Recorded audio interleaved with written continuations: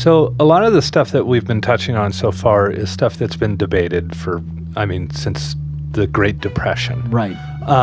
Are there modern regulations or modern ideals or ideas that aren't like in the forefront of this? Because we usually just go straight to, there's lead in paint, or, smoking is bad, or, Right. Too much government interaction does this or that. Can you give an example of something where a regulation or a deregulation may be of immense benefit to the consumer? You're listening to It Might Be Interesting with your hosts, Josh Levy and John Walsh. Now, there's an endless amount of information out there on any given topic. And sometimes you just need somebody who can extrapolate it in a way that might be interesting.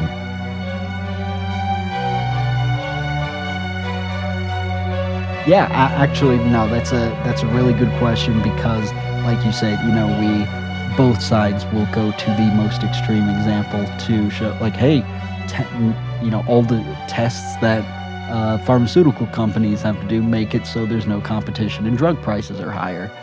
Yeah, true, and we could debate other reasons and blah, blah, blah, but that is an extreme argument versus, like you said, lead in paint and stuff that. So here, let me pitch one that people might not have an initial visceral, feeling towards. This is, full disclosure, this is an idea I've had that I actually vehemently am in favor of and have thought of even starting a petition for. And so this is the idea for a law or regulation that allows you and me and you listeners and the consumers to own your bank account numbers.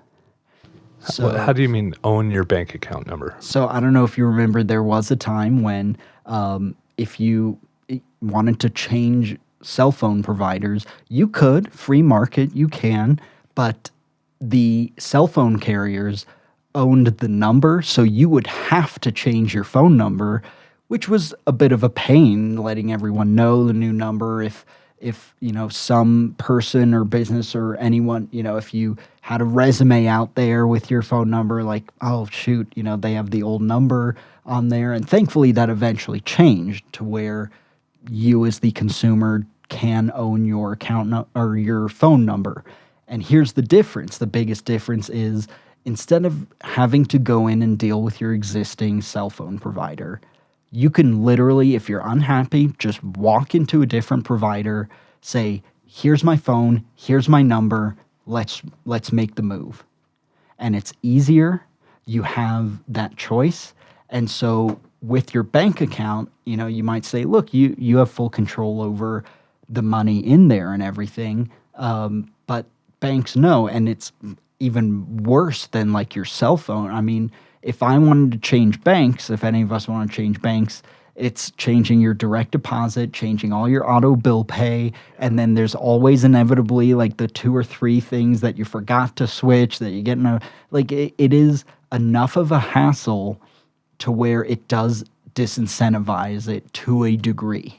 And as a result, the bank can slowly, just like the story or analogy of like the frog where you turn up the heat slowly and then, that's how you cook the frog. So, I'll raise the interest rate on your credit card like 2%. If I do it by 10% all at once, you're bailing. But especially credit cards are a good example of, transferring balances aren't as easy or straightforward as a lot of banks, will pitch to you and everything.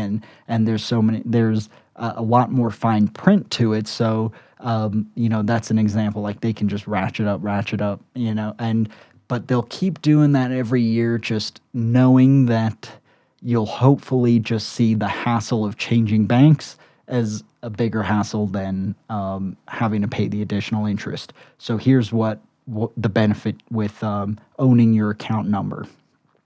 You don't like your bank? Fine.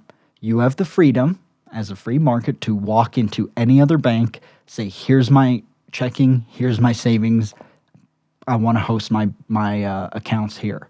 And then your current bank, they don't, you don't have to deal with them. You don't have to deal with them like trying to prevent you from leaving and throwing all these, wrenches at you and trying to, prevent you from leaving either with just a good sales pitch or, fees here and this, and you got to pay this off and all these weird things. So just out of curiosity, would your bank number, how would that generate? Would that be the government that generates that? I believe, personally, I think it is the best option because, first of all, what if the competing bank has already an account number that is identical to the one I have at JP Morgan?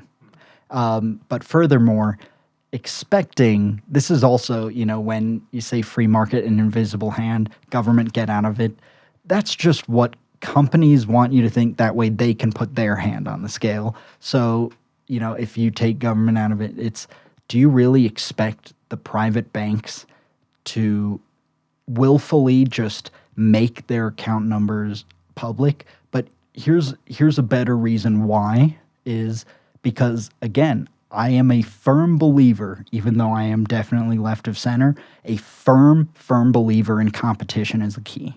So as a consumer, you should be able to either get one of these issued account numbers that the banks are required to. If I walk into a bank with an account number that has been issued like a social security number, they can't turn that away. They have to accept it. Or I can use one of the banks. So, if you're one of those people who just thinks the government is vile, okay, let's raise our standards and expectations of the government instead. And so anyway, you do have that option. You're not forced. It's an option. And the benefit is, suddenly, if you're a consumer, think about it, the banks would have to shift their focus and efforts from, what fees can we charge to how do we prevent John from leaving? Yeah. We're right now charging him more fees each year. Our data analysts have showed John is a high-risk customer for leaving. He has one of those accounts, and it's not, even though it's originated by the government, government doesn't own it. It's like your Social Security. You own your Social Security number and card, but it's generated and it is issued by the government, and because it's institutions use those and run credit checks. Yeah, exactly. And it's just tied to that. And so you have that account number. They know, oh, you have that account. You've also been hit with these fees. We've raised your credit card interest rate is on the higher end. You have a savings account with not that much interest yield. You're at high risk for going to another bank and just saying, screw it. And, so they suddenly they have the incentive to actually give a damn. So for anyone listening, like if you are not uber wealthy and have a personal high up contact at the bank, they'll have like their premier bankers for people making like $500K or more, which is great. If you make that, sweet, use them. They're helpful. But, that's who they care about. Those services are often free.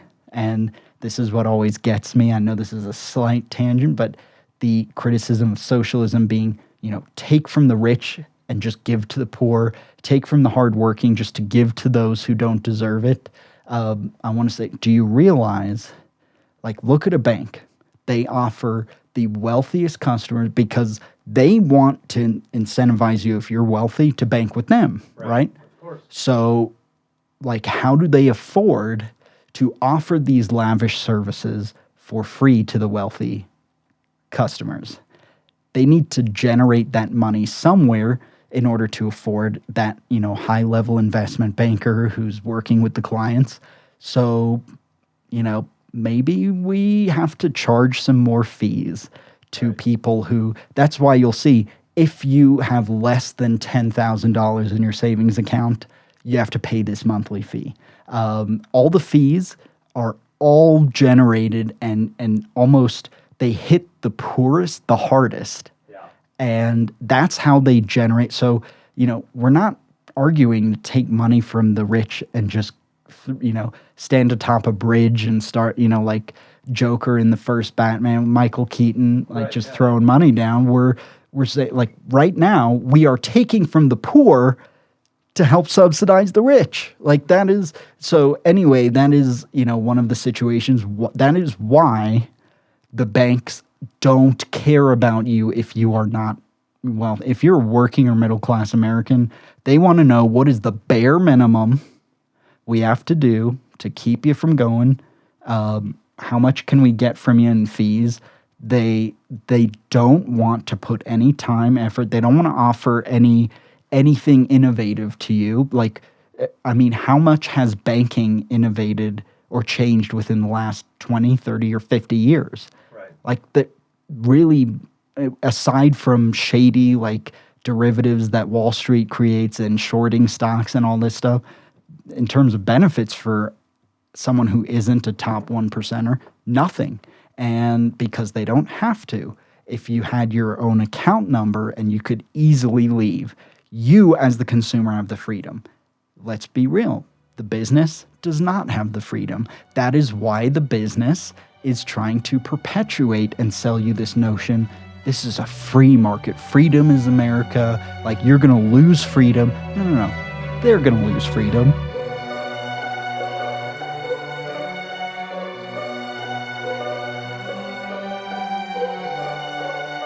You were talking in a way that seemed that there is a blend, like a crossfade between, a more free market policy versus a social policy.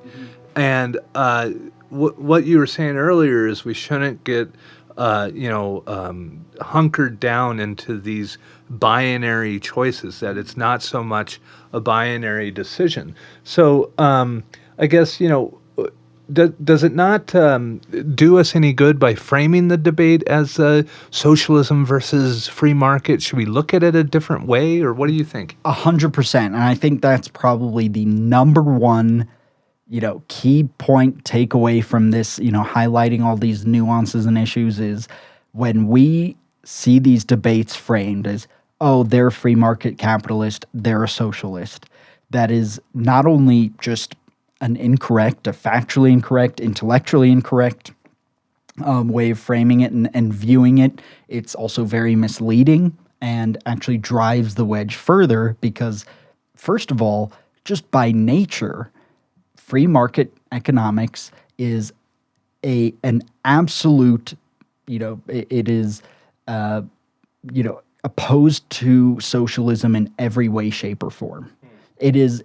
Free market capitalism and socialism, by nature, the ideologies view each other as enemies. Right. Like, that's why look at Soviet Russia versus, America and free market and everything. And, although once again, Soviet Russia, like, very far away from socialism, any policies our current politicians make, but also because we are currently a blend. You want free market capitalism? Okay, a free market and a truly free market means, all right, you want to get opium on the corner? Like, go for it. You can get as much as you want. To me, like the truly free market that they're aiming for, it sounds like a failed state. Yeah, I mean, if there's no rules, no regulations, no government oversight, no accountability, no criminality. Right. Deregulation to me has always been a code word for decriminalization. Yeah, I mean, that is, I'm glad you highlighted it that way, because I think what's frustrating, I understand and respect that anyone who is weary of, anyone who tries to advocate for more and more government interference because it can go too far.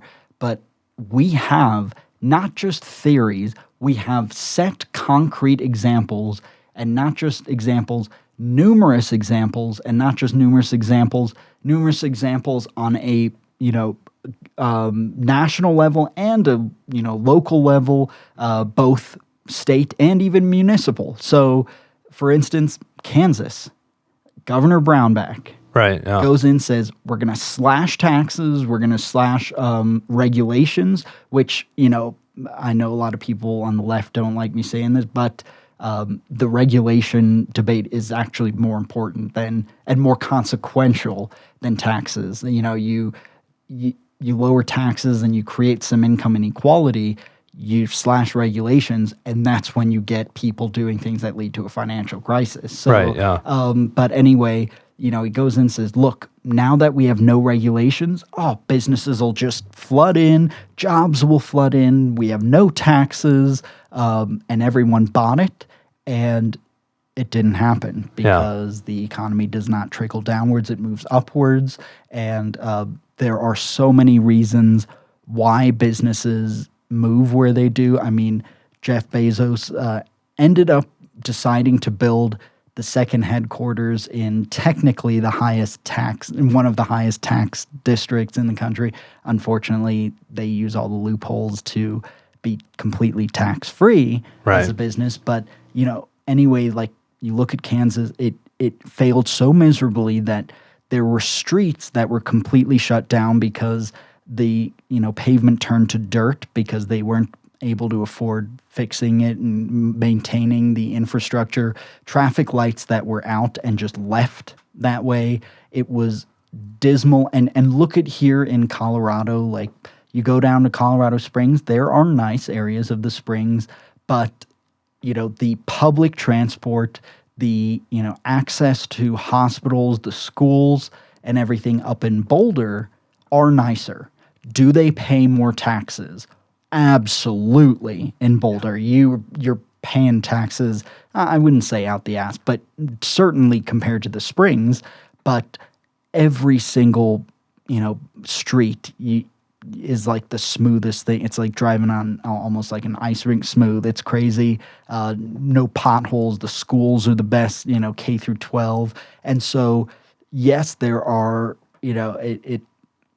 You see these differences. And so, yes, a free market is, in theory, again, in theory, like, it's a great idea. I don't blame anyone for having that idea, but you're right. It is something that, socialism, it absolutely can fail. Like, there is a point where it tips a little too much and it can fail miserably, but, it's almost like free market is, you're just setting that timer and it's going to fail. So it seems like we try to do it not just in the States. We try to do it abroad as well. Mm-hmm. We tried it in Chile with Pinochet. Right. And all the Freeman market economists went down there to advise him, and eventually it ended in a failed state. Mm-hmm. We tried it in Iraq. We tried it in Russia.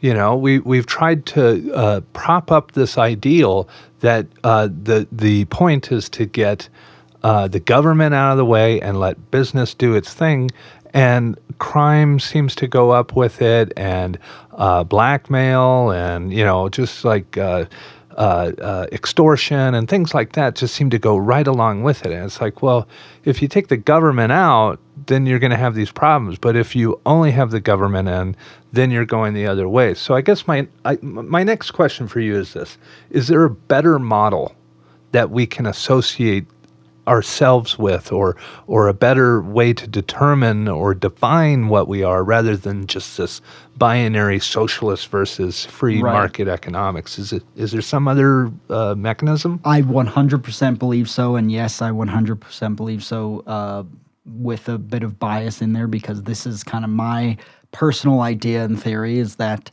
we, of course, I'm not saying we just completely get rid of the notion and existence of what capitalism or socialism is. Those still exist. Sure. But in terms of framing your own beliefs as well as the beliefs of someone else, we think of it as you are either driven by, a combination of, two of these three things, which is you are either market-driven, class-driven, or identity-driven. And what that means is, like, conservatives are going to be more market-driven, meaning, right now there is kind of a stigma against them, like, oh, you believe in free market instead of these other policies that are almost rigidly trying to promote fairness, therefore you must be racist. And to them, it's like, no, you don't get it.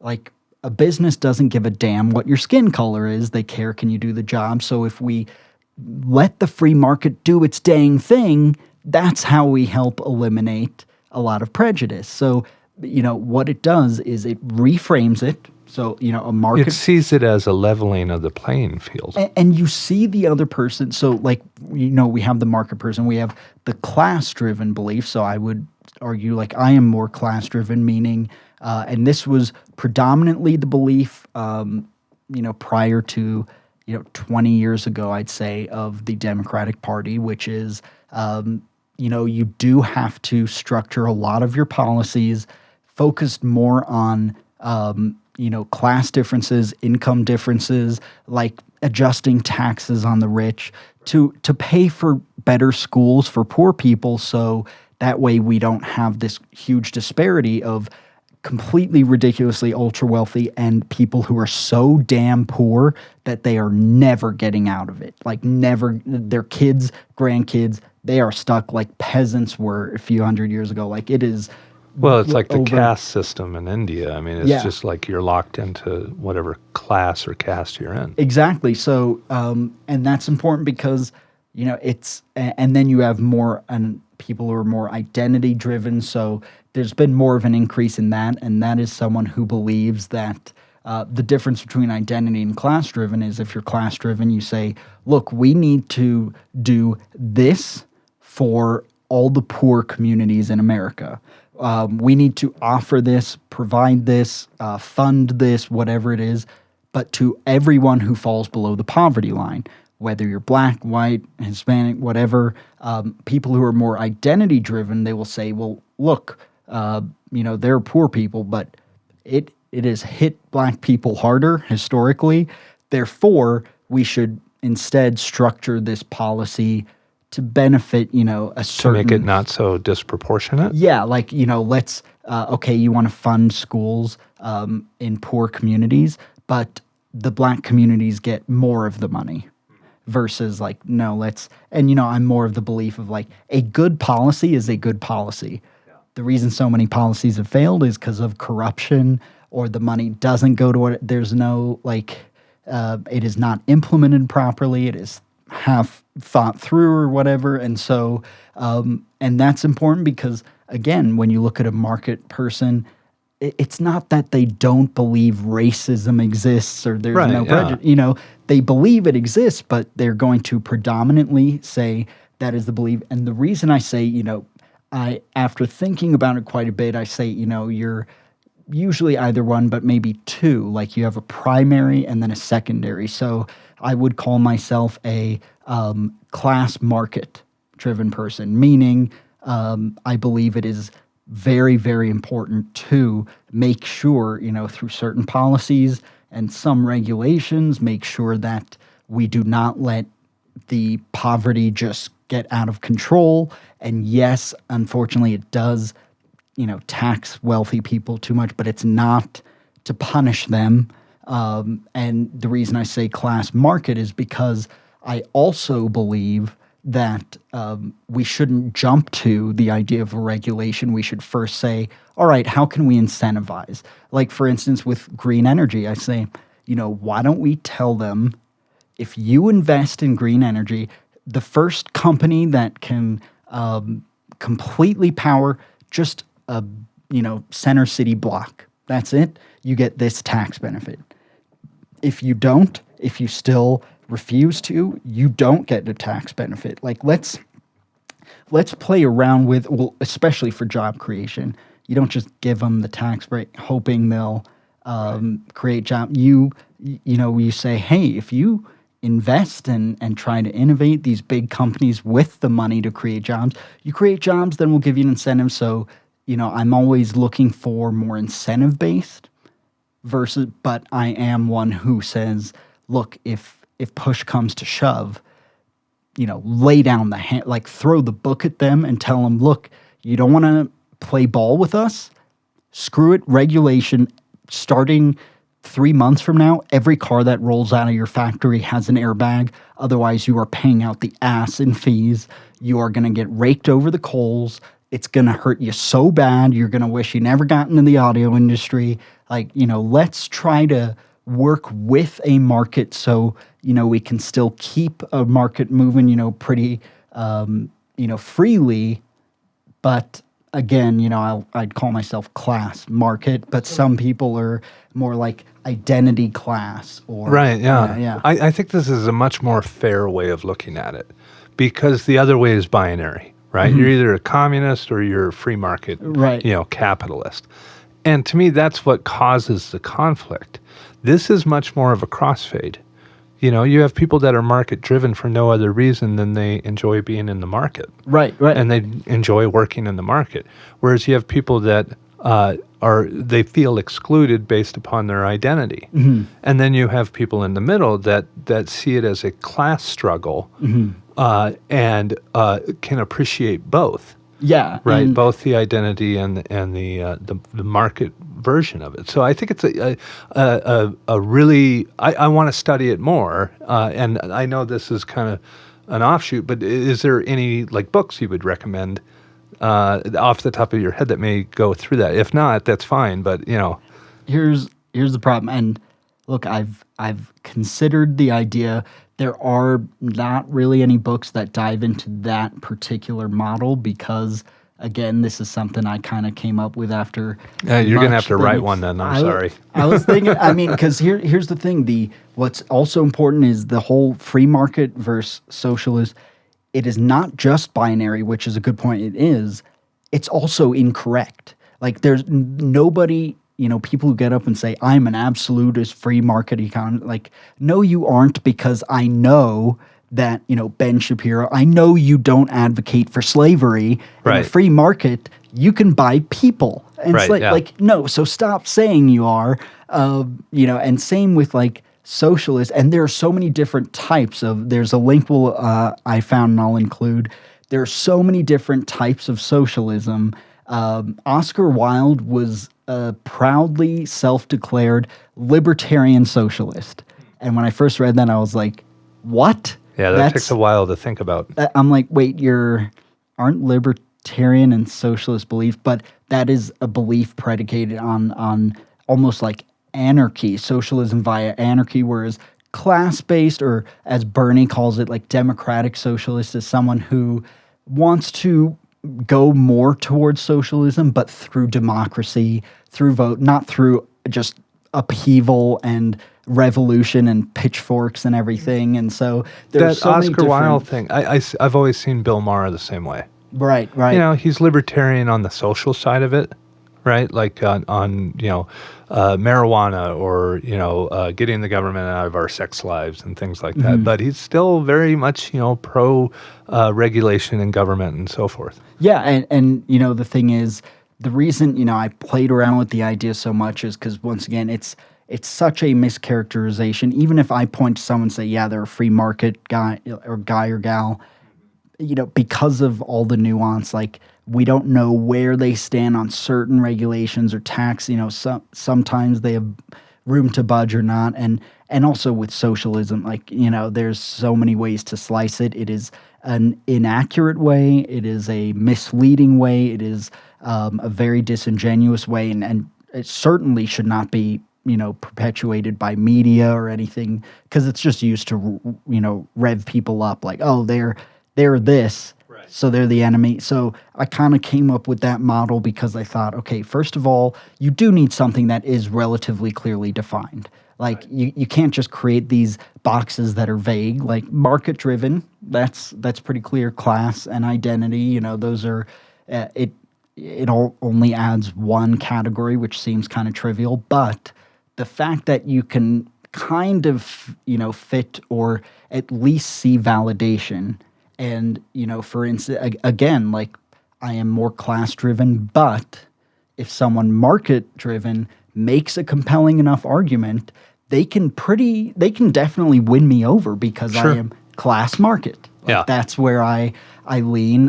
Whereas I know liberals who are identity class, who will absolutely want to regulate the hell out of everything, or people who are market. Right. Yeah, And those people are more market and a hint of class because they don't believe in zero taxes for everybody, something like that. but you'll be a lot more market if you believe that we should have a flat tax versus progressive. So, and again, like you mentioned, you don't just have these associations. You see people kind of for who they are, not for who this caricature. You don't look at Ted Cruz and think, oh, this racist son of a bitch who, Right, yeah. You say, like, The okay. capitalist pig versus the socialist. Exactly. Yeah. Versus Bernie, this guy who, wants to put the hammer and sickle on the American flag. Like, no. He's more driven this way. He believes a class-based system because he's come out opposed to reparations. And that's actually what made Keynes so popular was that after World War I, he wrote a very compelling article, sent it to everyone, powers that be, published it in papers saying, do not make Germany pay any form of reparation for what happened in World War I. It will destabilize them so significantly, it will yield ramifications that no one can predict, I can't predict, but it will destabilize it to the point where we will really regret it. Yeah. There's a famous photo of a little girl in Germany after that prediction. And she has a roll of francs, their currency, and she's tossing the money and keeping the rubber band. Yeah. Because of the rations. Yeah, exactly. And, that's the thing is, so that's the point of it is, you see people for who they are, like you see their viewpoint and attribute a very clear, like again, I wanted a clear definition. You do attribute something very tangible and clear, but in a way that isn't, vilifying them or with a lot less stigma to it. And you see where they spill maybe a little more into class or identity or market. And where you do have, you also identify okay, this is where I have room to negotiate with you. Like you're hardline on this thing over here, but we both are kind of market here, so let's find our resolution to this problem within this boundary that we both have. I got to tell you, it's very refreshing. I really love that model, that three-piece, market, class, identity breakdown of economics. I'm going to be thinking of it in those terms from now on, and it does humanize the other person very well. Yeah. And makes you kind of stretch your thinking a little bit on it. And you think more about your own stance. You don't just say, no, I'm a socialist. Right, no, I'm a free market. You actually put more thought into yourself. So I am glad you do like it, but the downside of you liking it is now you're saying I should write the book. Yeah, so, now you got to research it more and get a bunch of credits in there and references and earmark all of it. And I could do an easy study, get a bunch of people, see, have them place different candidates like free market or socialist, as well as rate how they feel in terms of favorably toward, Bernie Sanders, straight socialist, one, I hate him. This person, pure capitalist, love him. And then do the same thing with a similar, same sample size, similar group, and just say, okay, here are the three boxes. This is what it means. I want you to, categorize this person, market class, maybe, tiny bit of class, are they class market, try or to is this statement market driven or identity driven or where would you place their beliefs, and then ask them the same thing. How do you feel about the candidate? I'm willing to bet the person on both sides, the uber lefty would probably, instead of putting a 1 for Ted Cruz, would at least put a 4 maybe. Yeah. And same with the person on the right for Bernie Sanders. They'd be like, yeah, he's, I'm not as class-driven as him nearly, but, he made a point, it humanized him to the point where it's not going to be 1, he's, Lenin, he's Stalin, he's a date, we're listening to Chairman Mao, and, instead of having that visceral reaction. So, that's a pretty good way, I think, to at least evaluate, does this have any validity whatsoever. I think it's great, and I think it's a refreshing way to look at economics.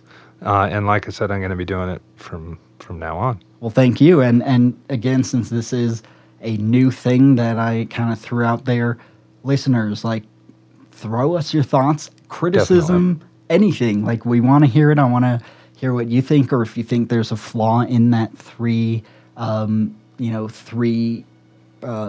legged system versus the chair with two legs. That's right. The binary system. Yeah, the chair with two legs that's bound to fall over. If there's what faults you see in there, what validation, what do you think's good or bad? We love hearing it, and so definitely be in touch. Email us thoughts at itmightbeinteresting.com. Find us. We're all over social media as well, and we'd love to hear from you. Josh, pleasure as always. Absolutely. Thank you, John.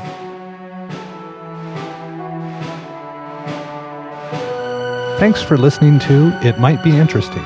Please join us next time. And make sure you check out our website for other episodes, itmightbeinteresting.com. And we'd love to hear any thoughts, questions, feedback, and even episode suggestions you have. So if you do have any, please send it over to thoughts@itmightbeinteresting.com.